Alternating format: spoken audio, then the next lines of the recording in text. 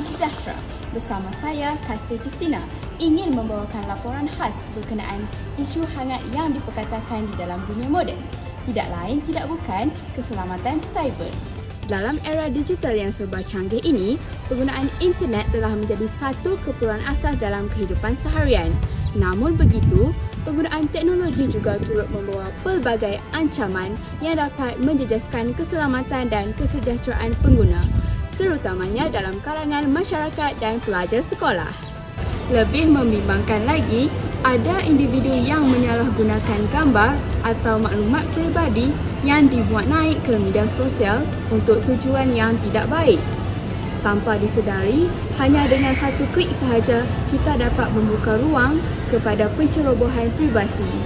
Malah dalam kes tertentu, ia dapat menjejaskan maruah dan keselamatan diri seseorang.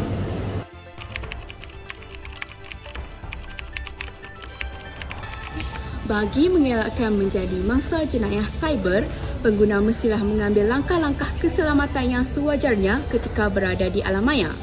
Pertama, gunakan kata laluan yang kukuh dan sukar diteka. Kedua, elakkan berkongsi maklumat peribadi di media sosial.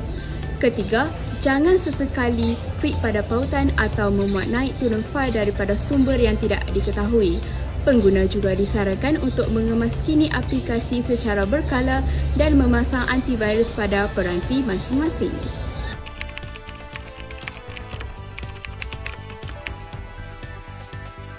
Sebagai pengguna teknologi, kita memainkan peranan yang penting dalam memastikan keselamatan di alam maya sentiasa terjaga. Kita harus berfikir sebelum berkongsi, memastikan kesahihan sesuatu maklumat, tidak terlibat dalam penyebaran kandungan palsu atau berunsur fitnah. Jika terlihat sebarang aktiviti yang mencurigakan, segera laporkan kepada pihak berkuasa agar tindakan sewajarnya dapat diambil. Keselamatan cyber bukan lagi pilihan, tetapi satu keperluan dalam dunia digital pada hari ini. Sebagai generasi yang celik teknologi, kita bertanggungjawab untuk melindungi diri dan komuniti daripada menjadi mangsa jenayah cyber. Bersama kita, wujudkan persekitaran digital yang selamat, beretika dan bertanggungjawab. Saya, Kasih Kristina, melaporkan program Cakna Keselamatan Cyber. Sekian, terima kasih.